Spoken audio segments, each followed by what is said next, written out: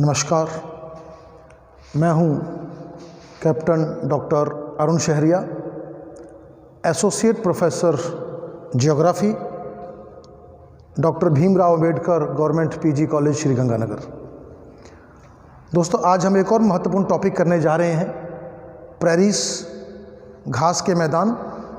बहुत से हमारे पास क्वेश्चंस आए थे कि घास के मैदानों के बारे में कुछ जानकारी की वीडियो भेजें। पहले भी हमने भूमध्य सागरीय प्रदेश, मरुस्थलीय प्रदेश और मानसूनी प्रदेश इत्यादि पर वीडियोस डाले हैं, और यही विश्व भूगोल का एक और महत्वपूर्ण टॉपिक है, ग्रासलैंड्स, अलग अलग एरियाज़ के, उन पर आज हम बात करने जा रहे हैं। बड़ा महत्वपूर्ण टॉपिक है क्योंकि कंपटीशन पॉइंट ऑफ से बहुत ही इम्पॉर्टेंट है।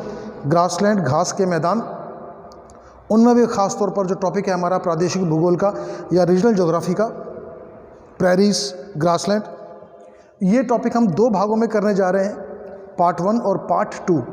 आज हम देख रहे हैं पार्ट 1, प्रेरीज रीजन पार्ट 1, यानी कि शीतोष्ण कटिबंधीय घास के मैदान में प्रेरीज भाग 1।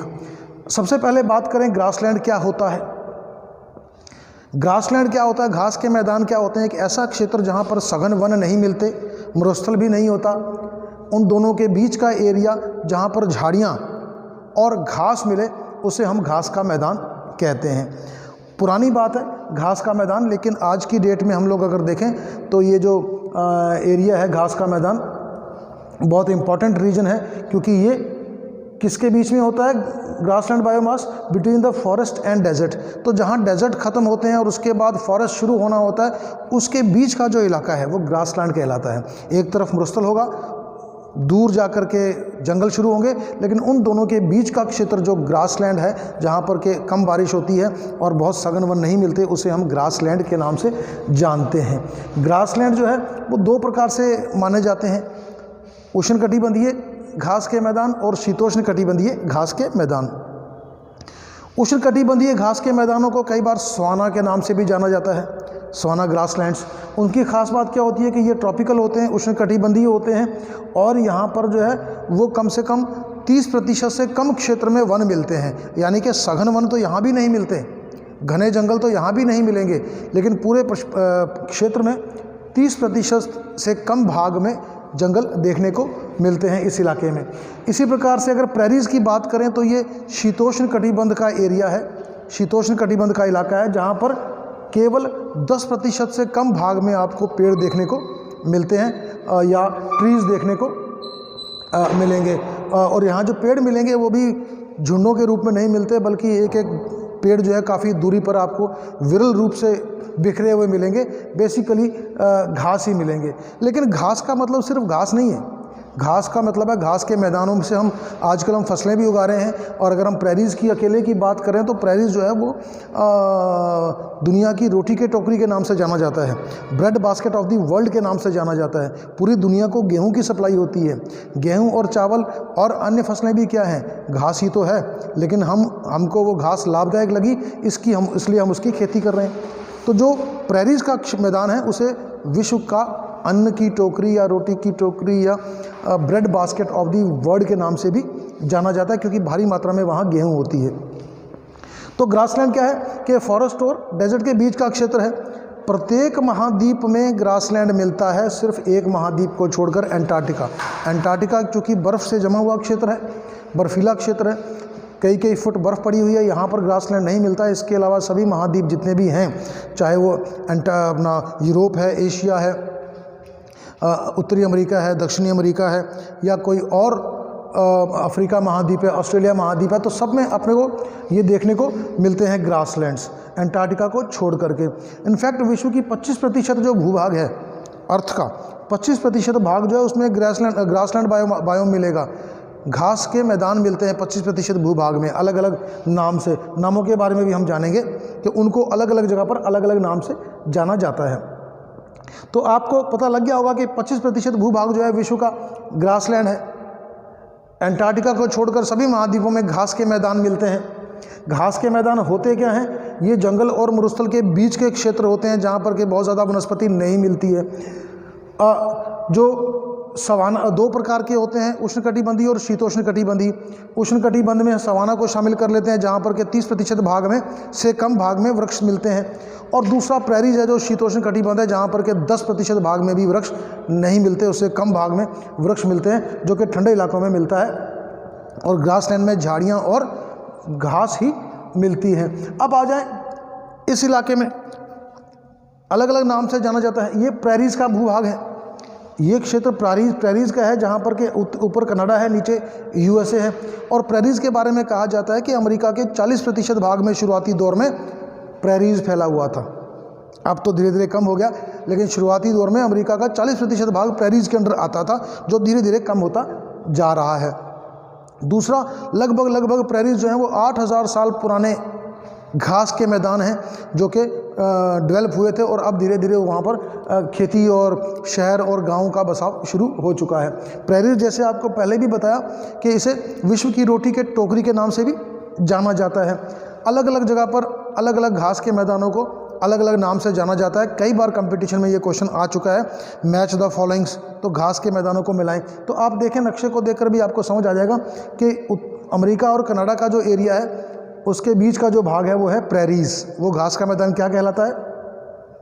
प्रेरीज कहलाता है। इसी प्रकार से दक्षिण अमेरिका में ये जो क्षेत्र है, ये पंपास घास के मैदान कहलाते हैं। इसके इधर कंपास भी है, गर्म अगर घास के मैदानों की बात करें तो कंपास रीजन भी है, और ब्राज़ील में कॉफ़ी के मैदानों को फेजेंडा भी कहा जाता है। फेजेंडा, जो कॉफ़ी के कहवा की जो फसल का क्षेत्र है, फेजेंडा कंपास भी कहते हैं यहाँ पर। लेकिन जो हम पढ़ रहे हैं प्रेरीज प्रदेशों के समकक्ष, यानी प्रेरीज प्रदेशों की विशेषता वाले क्षेत्र कहीं भी मिले विश्व में, उनको हम प्रेरीज क्षेत्र में शामिल कर रहे हैं। नाम ज़रूर उनके अलग अलग हैं, जैसे यहाँ इन्हें प्रेरीज कहा जाता है, दक्षिण अमेरिका में इसे पंपास के नाम से जाना जाता है। एशिया और यूरोप में इधर काला सागर से लेकर अल्ताई त्याग की पहाड़ियों तक का जो एरिया है, ऊपरी जो सीमा है, वहाँ पर ये स्टेपीज़ के नाम से जानते हैं, स्टेपीज़ प्रदेश के नाम से जाना जाता है इसे।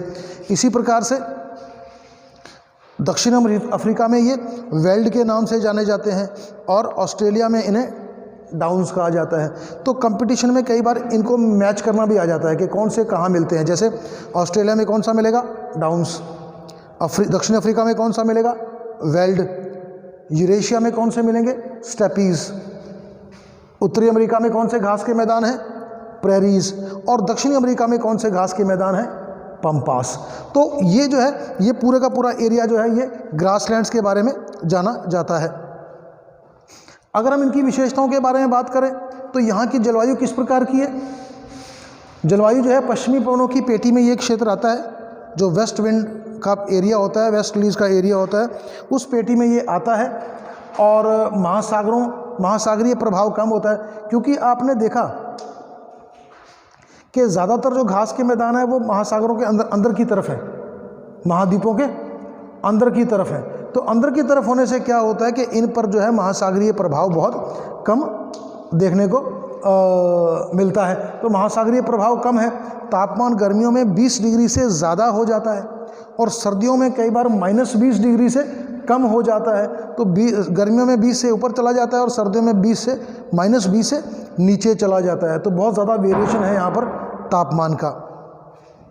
इसी प्रकार देखें तो स्टेपीज़ में ताप अंतर बहुत अधिक है, जैसा कि अभी ऊपर आपको बताया कि 20 डिग्री तो ऊपर चला जाता है, और सर्दियों में 20 डिग्री नीचे चला जाता है। क्योंकि समुद्र का प्रभाव नहीं है, तो ज़मीन या तो गर्म हो जाती है या तो ठंडी हो जाती है। तो इसलिए ताप अंतर जो है बहुत ज़्यादा इस क्षेत्र में देखने को मिलता है। सर्दियों में कई क्षेत्रों में बर्फ़ की चादर जम जाती है, पूरा एरिया जो है बर्फ़ से ढका रहता है। महाद्वीपों में केंद्र होने के कारण आपको पहले ही बताया वर्षा कम है, और औसत वर्षा जो है लगभग इसकी 50 सेंटीमीटर के आसपास मानी जाती है। इसी वजह से बहुत ज़्यादा घने वन यहाँ पर नहीं मिलते हैं। जहाँ तक प्रेरीज की बात है तो वहाँ पर गर्मियों में सर्दी जो है वो मात्र 3 महीने रहती है। इन क्षेत्रों में सर्दी का मौसम कम होता है, 3 से 3.5-4 महीने तक सर्दियों का मौसम रहता है, बाकी गर्मियों का मौसम रहता है। कनाडा और यूएसए की पूर्वी ढलानों पर चिनूक पवन चलती है।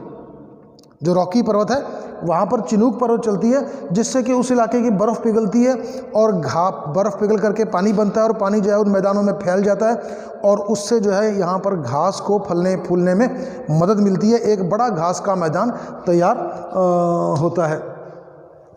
ये देखिए, ये प्रेरीज है, यहाँ पर रॉकीज पर्वतमाला है। यहाँ पर कौन सी पर्वतमाला है? रॉकी पर्वतमाला है। ये पूरे एरिया में क्या है? रॉकी पर्वतमाला। यहाँ कौन सी है? एंडीज़ है। तो ये जो पर्वतमाला है ये रॉकी है और यहाँ पर क्या है? एंडीज़ है। तो रॉकी पर्वतमाला से नीचे की ओर हवाएं उतरती हैं और जब हवाएं उतरती हैं, ख़ास तौर पर चिनूक जैसी हवाएं, तो वो उससे ढलान से रगड़ खा करके गर्म हो जाती हैं। गर्म होकर के वो इस बर्फ़ वाले इलाके में आती हैं, गर्म हवा, और पूरी बर्फ़ को पिघला देती हैं, जिससे कि बड़े बड़े घास के मैदान यहाँ पर तैयार होते हैं। घास के मैदानों का मतलब पहले भी आपको बताया कि सिर्फ घास के मैदान नहीं, बल्कि यहाँ पर खेती भी होती है, पशुपालन भी होता है और अन्य गतिविधियाँ भी होती हैं। इसी प्रकार क्या है कि चिनूक पवन से बर्फ़ पिघलती है। अगर हम इस प्रदेश की प्राकृतिक वनस्पति की बात करें तो आपको बताया है कि वृक्ष यहाँ पर कम होंगे और घास अधिक होगी, जैसा कि घास के मैदानों का व्यवहार है। मिट्टी का उपजाऊपन कम होता है। जो सॉइल है वो बहुत ज़्यादा उपजाऊ नहीं होती है, क्योंकि बहुत ज़्यादा नदियाँ यहाँ पर नहीं आती हैं। शुष्क जलवायु होती है, गर्म जलवायु होती है, बारिश कम होती है, इसलिए मिट्टी में बहुत ज़्यादा उपजाऊपन इसमें नहीं होता है। यहाँ के प्रमुख वृक्ष जो हैं उनको अगर देखें तो विलो, पॉपुलर, एल्डर आदि वृक्ष हैं। विलो वृक्ष के बारे में आपको पता है कि विलो वृक्ष जो है उससे क्रिकेट का बैट बनता है। विलो वुड सॉफ्ट वुड होती है। कई बार क्वेश्चन आता है कि क्रिकेट का बैट किस लकड़ी से बनता है, तो वो विलो वुड से बनता है। पॉपुलर का भी कीमती वृक्ष है, जिससे कागज़, लुगदी इत्यादि तैयार होते हैं। एल्डर भी बहुत उपयोगी वृक्ष है। तो इस इलाके में जो वृक्ष थोड़े बहुत मिलते हैं वो बहुत उपयोगी वृक्ष मिलते हैं। ध्रुवीय क्षेत्रों के आसपास अगर हम जाते हैं, ऊपर की तरफ जाते हैं, तो ज़रूर कहीं कहीं हमको कोणधारी वृक्ष देखने को मिलते हैं, जिसमें के पत्ते बहुत नुकीले होते हैं। और वन जो है यहाँ पर आपको पहले बताया कि विरल वन मिलेंगे। औसत वर्षा कम होने के कारण सघन वन क्षेत्र कम है। इस पूरे इलाके में वनों की मात्रा जो है बहुत सघन नहीं है। आज की वीडियो में इतना ही। अगर ये वीडियो आपको पसंद आई हो तो आप इस चैनल को सब्सक्राइब करें, लाइक करें, शेयर करें, और यदि आपका कोई सुझाव हो तो कमेंट में नीचे अवश्य लिख दें, ताकि आपका सुझाव हम तक पहुंच सके और हम अपने इन वीडियोज़ में, इन प्रोग्राम में सुधार कर सकें। आप YouTube में और भी कई वीडियोस पड़े हैं जो कि भूगोल और NCC के संदर्भ में हैं, अन्य टॉपिक हैं, वहाँ भी जाके इनको देख सकते हैं। तो अगर यदि आपको कोई और विशेष टॉपिक कुछ करना हो, समझना हो, तो आप कमेंट बॉक्स में डाल दें नीचे, हम उसका भी वीडियो आप तक पहुंचाने की कोशिश करेंगे। मिलते हैं अगले वीडियो में, तब तक के लिए जय हिंद, जय भारत, धन्यवाद।